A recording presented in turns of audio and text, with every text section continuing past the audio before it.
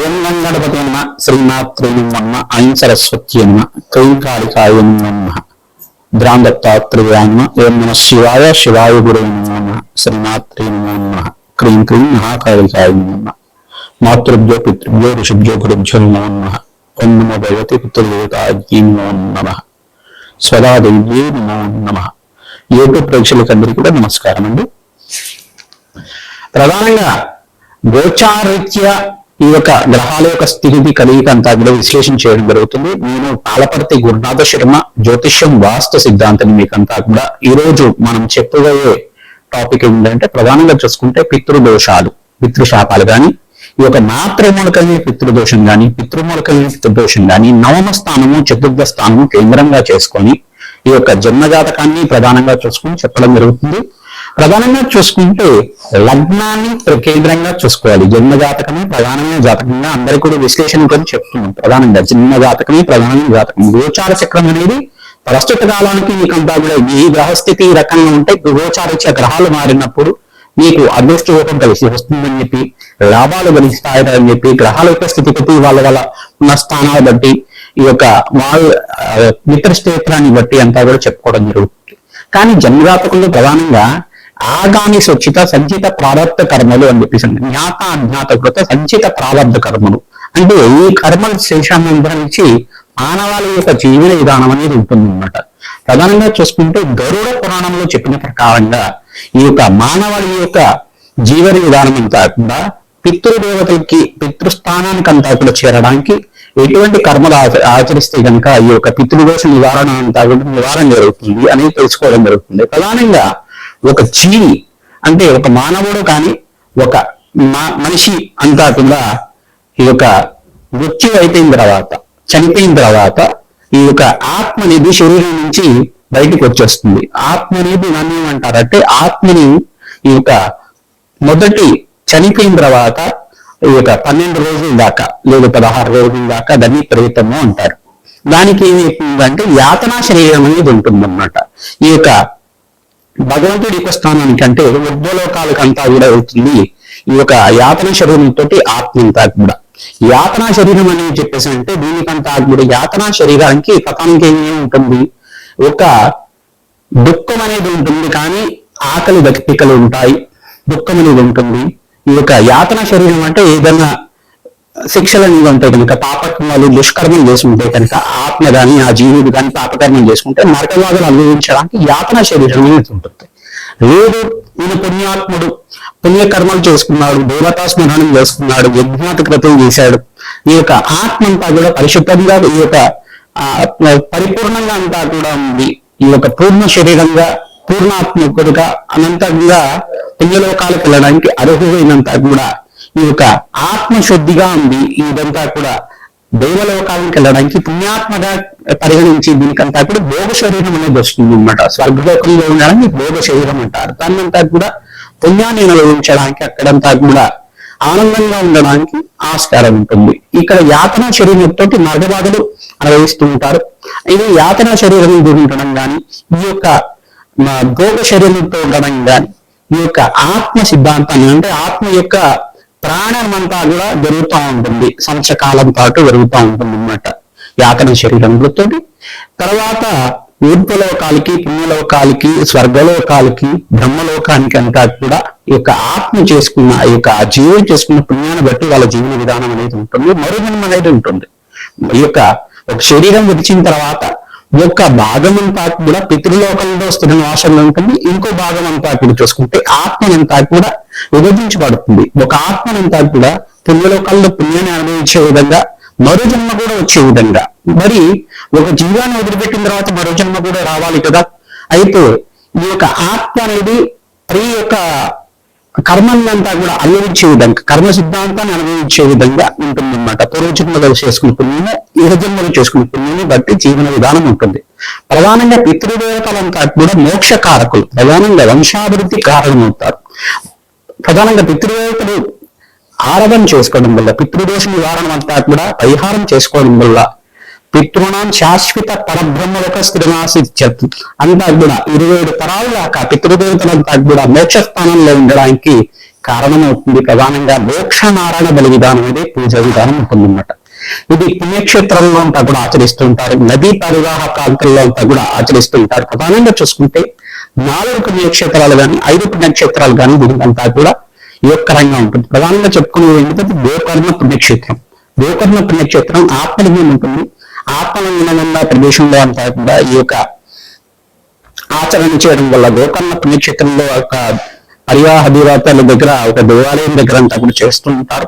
నదీ ప్రవాహం దగ్గర అంటే సముద్ర మార్గం దగ్గర అంతా చేస్తూ ఉంటారు. కావున ఈ పుణ్యక్షేత్ర ప్రాంతంలో అంతా కూడా అత్యంత పుణ్యప్రదంగా మోక్ష నారాయణ బలి విధానం చేయించుకోవడం, తిలహోమాన్ని ఆచరించడం వల్ల జన్మజాతకంలో మీకు పితృదోషం కానీ పితృశాపం కానీ ఉంటే గనక ఈ పరిహారం ఆచరించుకుంటే పితృణాం శాశ్వత పరబ్రహ్మ ఒక స్థితిమాదిత్యత్వం అని చెప్పేసి వేదం అంటుంది. కనుక ఈ యొక్క పితృదేవతలు ప్రీతికరంగా 4 తరాల వాళ్ళ పేర్లంతా కూడా మధ్వంశాన మాతృవంశానం, ఈ యొక్క నీ వంశానికి చెందిన వాళ్ళు తండ్రి వంశము తర్వాత అమ్మగారి వంశము సబంధు కానీ ఎవరైతే గనక చిన్న వయసులో కాలం చేశారు, అనుకోకుండా యాక్సిడెంట్ లో పోయారు కానీ చిన్న వయసులో అనారోగ్యంతో పోయారని చెప్పేసి కానీ గతించిన వాళ్ళ పేరు మీద అంతా కూడా పిల్ల ప్రదానం చేసి తిలతర్పణాలు చేయించి తర్వాత తిలహోమం అనేది ఆచరించడం, ఈ యొక్క బ్రాహ్మణుడికి అంతా కూడా భోజనాలు పెట్టడం అనేది జరుగుతుంటుంది అన్నమాట. అక్కడంతా కూడా వత్సదానము తిలదానము అని కూడా షోడశ దానాలన్నీ కూడా చేస్తారు. గురుదానము హిరణ్య దానం భూదానం కూడా చేయవచ్చు. ఈ యొక్క ఆవు దూడని కలిపి ఈ యొక్క వృషభాన్ని కలిపి అంతా కూడా ఈ యొక్క భూమాత దానం చేసుకోవడం వల్ల 6 నెలల గ్రాసం అంతా కూడా దానం చేయడం వల్ల పితృశాపం నుంచి నివారణ కలుగుతుంది. సర్వే పితృణం శాశ్వత మోక్షసిద్ధి ప్రాప్త్యర్థం సంకల్పంతో పితృదేవతలంతా కూడా పరబ్రహ్మ లోకంలో స్థిర నివాసంగా ఉండడానికి ఆస్కారం ఉంటుంది.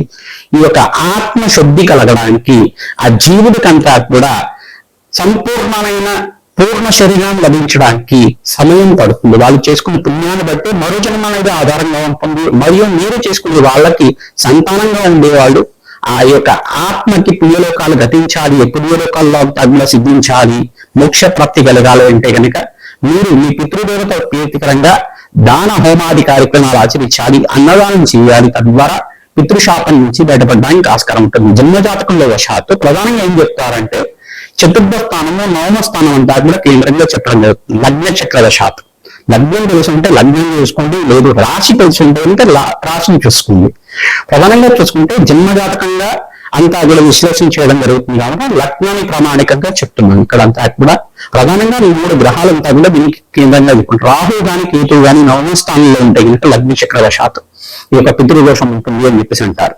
మరియు సూర్య భగవానుడు రాహుతో పాటు కలిసి ఉన్న ఏ లగ్నమైనా కానీ మరియు శని యొక్క వీక్షణ అంతా కూడా 9వ స్థానంలో ఉన్న సూర్య భగవానుడి మీద ఉన్న, చతుర్థ స్థానంలో ఉన్న సూర్య భగవానుడి మీద ఉన్న పరస్పర వీక్షణ అంతా కూడా ఉన్నా కానీ ఈ యొక్క పితృదోషం వర్తిస్తుంది. పరస్పరంగా పుత్రులకి మరియు తండ్రికి అంతా కూడా విభేదాలు అనేది ఉంటాయి.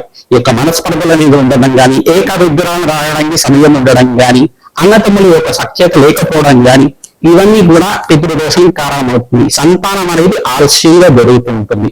సంతానం అనేది కళ్యాణం అయిన తర్వాత ఆలస్యంగా జరుగుతుండడం కానీ, కొంతమందికి పుత్ర సంతానమే ఎక్కువ అవుతుండడం కానీ, స్త్రీ సంతానం లేకుండా ఉండడం కానీ, కొంతమందికి అయితే 4 కానీ 5 కానీ స్త్రీ సంతానం ఉండడం కానీ ఇవంతా కూడా పితృదోషం కిందే పరిగణించబడుతుంది. ఎంత ప్రయత్నం చేసినా ఈ కష్టాలు ఆర్థికమైన కష్టాల నుంచి బయటపడడానికి మార్గం దొరకపోవడం కానీ, అన్ని ధనం ఉన్నప్పుడు కూడా మనశ్శాంతి లేకపోవడం కానీ, రోగబాధలతో దీర్ఘకాలికంగా రోగబాధలతో ఇబ్బంది పడుతుండడం కానీ, అనుకోకుండా ఆ అకాల మరణాలు చెందుతుండడం కానీ, చిన్న వయసులో వివాహం కాకుండా అకాల మరణం చెందుతుండడం కానీ ఇవన్నీ కూడా పితృదోషానికి కారణమవుతుంది. ఈ దోషం నుంచి పరిహారం కావాలి అంటే కనుక నేను చెప్పే పరిహారం అంతా కూడా విశ్లేషణ చేసుకుంటూ ఉంటుంది. తర్వాత మీకు అంతా కూడా పరిహారం చెప్పడం జరుగుతుంది. మీకంతా కూడా చెప్పిన పరిహారం మీరంతా కూడా పాటిస్తే కనుక పితృదోషం పితృశాపం మాత్రమే దోషం కానీ బయటపడడానికి ఆస్కారం ఉంటుంది. సింహరాశి జాతకులకి గోచారరీత్యా ఈ యొక్క లగ్నం తెలిసి ఉంటే కనుక లగ్న చక్రాన్ని చూసుకోండి. మరియు లగ్నం తెలిసి ఉంటే కనుక మీకంతా కూడా రాశి తెలిసి ఉంటే కనుక రాశి చక్రాన్ని తెలుసుకోండి. ప్రధానంగా మీరు సింహరాశి జాతకులు అయితే కనుక మీ జాతకరీత్యా ఎటువంటి పితృదోషం కానీ పితృశాపం కానీ ఉండాలో కానీ జ్యోతిష పద్ధతులతో విశ్లేషణ చేయించుకొని జాతకం చూపించుకొని మీరు పరిష్కారం ఆచరించుకోవడం వల్ల పితృశాపము మాతృమూలకమైన పితృదోషం కానీ ఈ యొక్క స్త్రీ శాపం కానీ బయటపడడానికి ఆస్కారం ఉంటుంది. వంశాభివృద్ధి కావట్లేదు, ఆలస్య కళ్యాణాలు అవుతుంది, సంతానం కూడా ఆలస్యం అవుతుంది, లేదు మనశ్శాంతి లోపం ఉంది, ధనం ఎంత ఉన్నప్పటికీ కూడా మనశ్శాంతి లేదు, ఆర్థిక ఇబ్బందులు కానీ ఈతిబాతులు అంటారు, కష్టాలు తెలియకుండా కష్టాలు, అప్పుల బాలు ఎక్కువగా అవుతుండడం, ధనం నిలకడగా లేకపోవడం, ఇవన్నీ కూడా పితృదోషానికి కారణమవుతుంది. మనస్పర్ధలు పరస్పరంగా ఈ యొక్క తండ్రి కొడుకులకు కానీ అన్నతమ్ములకు కానీ అక్క తమ్ముళ్ళకు కానీ అక్క చెల్లెలకు కానీ మనస్పర్ధలు ఉండడం కానీ ఇవన్నీ కూడా చూసుకుంటే పితృదోషం పితృశాపం కానీ కారణమవుతుంది. స్థిరాస్తి ప్రాపర్టీ ఇష్యూస్ కానీ తరచుగా ప్రాపర్టీ ఇష్యూస్ అంతా కూడా కోర్టు కేసులు అవుతున్నా కానీ పితృశాపం కారణమవుతుంది. భూ సంబంధమైన తగాదాలు కానీ ఉండడం కానీ కూడా పితృదోషం పితృశాపం కారణమవుతుంది. ప్రధానంగా ఈ గ్రహస్థితి అంతా కూడా చూసుకొని పరిష్కారం ఆచరించుకోవడం, మోక్ష నారాయణ గల విధానం ఆచరించాలి. ప్రధానంగా చతుర్థ స్థానం మాతృమూలకైన స్థానం, నవమ స్థానం అంతా పితృస్థానం అవుతుంది. ఈ స్థానంలో గనక సూర్య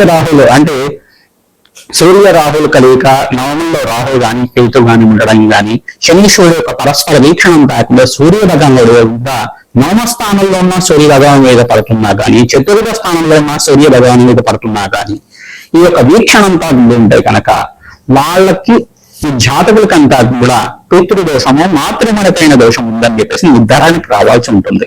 ప్రధానంగా జన్మజాతకం ప్రకారంగా ప్రశ్నారూఢ లగ్నాన్ని కూడా కేంద్రంగా చేసుకోవాలి. మరియు ప్రశ్న వేసుకొని చూసుకుంటే కనుక పితృదోషం ఉందా లేదా కూడా తెలుస్తుంది. తర్వాత ఈ యొక్క దత్తానాడి ప్రకారంగా కూడా తెలుస్తుంది అన్నమాట. ఈ నాడి జ్యోతిష్యం ప్రకారంగా కూడా తెలుస్తుంది. కావున మీరంతా కూడా జాతకాన్ని క్షుణ్ణంగా విశ్లేషణ చేయించుకోవడానికి అవకాశం ఉంటుంది. ప్రతినిత్యం కూడా ఎవరైతే పితృదేవతల ఆరాధన చేస్తూ ఉంటారో మోక్షనారాయణ బలి విధానం గోకర్ణ పుణ్యక్షేత్రంలో గాని, ఈ యొక్క శిరోభయ దగ్గర బ్రహ్మకపాలం దగ్గర, గయా పుణ్యక్షేత్రం దగ్గర, మరియు బద్రీనాథ్ దగ్గర, మరియు కాశీ పుణ్యక్షేత్రంలో ప్రధానంగా ఈ యొక్క పుణ్యక్షేత్రంలో అంతా కూడా ఆచరించడం వల్ల అత్యంత పుణ్య ప్రాప్తి కలుగుతుంది. అష్టేశ్వర ప్రాప్తి కలగడానికి ఆస్కారం ఉంటుంది. త్రివేణి సంగమం దగ్గర అంతా కూడా ఈ యొక్క శాత కర్మలు ఆచరించాలి, తిల హోమాన్ని చేయించుకోవాలి. గోకర్ణ పుణ్యక్షేత్రం అంతా కూడా త్రిపండి శ్రాద్ధం, తర్వాత మోక్షనారాయణ బలి విధానము 64 పిండాలతో కానీ, 128 పిండాలతో కానీ, 27 పిండాలతో కానీ తిలతర్పణాలు తిలహోమం అంతా కూడా ఆచరించుకోవడం, పిండ ప్రదానాలు చేయడం వల్ల పితృదేవతల ప్రీతి విధంగా మోక్ష జ్ఞానాన్ని పొందడానికి, ప్రధానంగా పితృదేవతలకంతా కూడా మోక్ష స్థానం లభించడానికి ఈ కార్యక్రమాన్ని ఆచరించుకోవడం వల్ల తంత్ర శాస్త్రాల ప్రకారంగా మనం చెప్పిన విధానంగా చెప్పడం జరుగుతుంది. ఈ యొక్క గరుడ పురాణం అంతా కూడా ఈ యొక్క మోక్షనారాయణ బలి విధానం అంతా కూడా చెప్పడం జరిగింది. తద్వారా ఎవరైతే కనుక ఈ యొక్క షోడశ దానాలు, దశోద దానాలు అంతా కూడా చేస్తారు, హిరణ్య దానం, భూదానం, గోదానం అంతా కూడా చేస్తారు, నవర దానం, ఆద్య దానం అంతా కూడా చేస్తారు, వంశాభివృద్ధి కలుగుతుంది. భూదానం చేసుకున్న వాళ్ళకి బ్రహ్మలోక ప్రాప్తి కలుగుతుంది. గోమాతను దానం చేసుకున్న వాళ్ళకి వైకుంఠలోక ప్రాప్తి కలుగుతుంది. ఈ యొక్క హిరణ్య దానం చేసుకున్న వాళ్ళకి కైలాసలోక పుణ్య ప్రాప్తి కలుగుతుంది అని చెప్పేసి శాస్త్ర ప్రామాణికంగా చెప్పడం జరుగుతుంది. మీకు శక్తి కలిగి దాన హోమాది కార్యక్రమాలు ఆచరించుకోవడం, ఈ యొక్క పరిహారంగా పితృదోష నివారణంగా వీరంతా మోక్ష నారాయణ విధానం చేసుకోవడం, ప్రతి అమావాస్యకి పితృతిథి రోజునంతా కూడా పిండ ప్రదానాలను ఆచరించడం గాని, తిలతరత్నాలు చేయడం గాని, మరియు స్వయంపాక దానం అంతా కూడా మహావిష్ణు స్వరూపం ఉన్న బ్రాహ్మణత్వంకంతా కూడా స్వయంపాక దానం చేసుకోవడం వల్ల పుణ్య ప్రాప్తి కలుగుతుంది, అష్టేశ్వర ప్రాప్తి కలుగుతుంది. తద్వారా మీరంతా కూడా మోక్ష ధ్యానం సిద్ధించడానికి ఆస్కారం ఉంటుంది. ప్రధానంగా మీరంతా కూడా పితృదేవ గారి ప్రీతికరంగా అన్నదానం చేయించాలి. తద్వారా మీకు అంతా కూడా రాజయోగం సిద్ధించడానికి, అష్టేశ్వర యోగం సిద్ధించడానికి ఆస్కారం ఉంటుంది. శ్రీనివాస